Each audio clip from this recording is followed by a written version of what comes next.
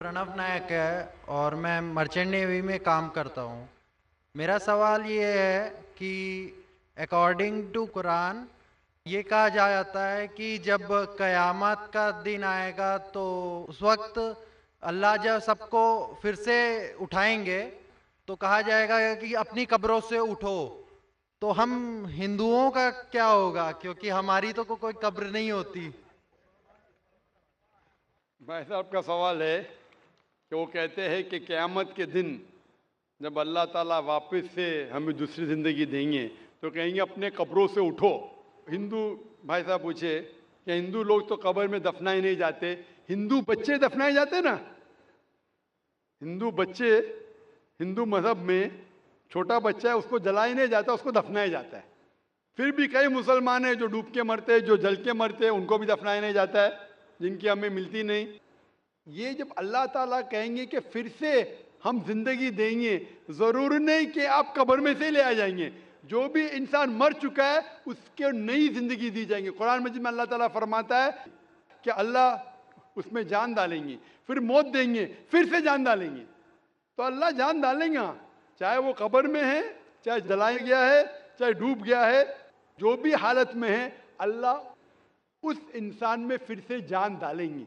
और अल्लाह ताला को जान डालना बहुत आसान है, चाहे आप दफनाए गए हैं या चाहे जला दिए गए।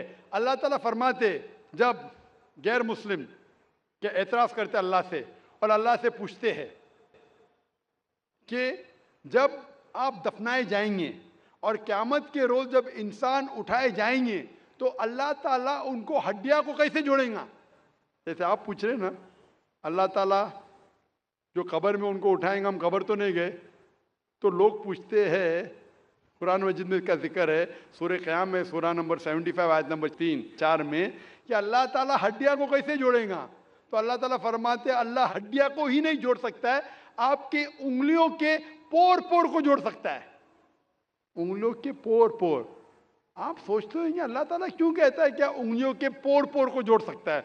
आज की साइंस ये कहती है, सर फ्रांसिस गोल्डिन एक साइंटिस्ट है जो सन 1880 में एक डिस्कवरी किए कि फिंगर प्रिंटिंग मेथड के दो इंसान करोड़ों लोगों में भी उनके फिंगरप्रिंट यकसा नहीं हो सकते।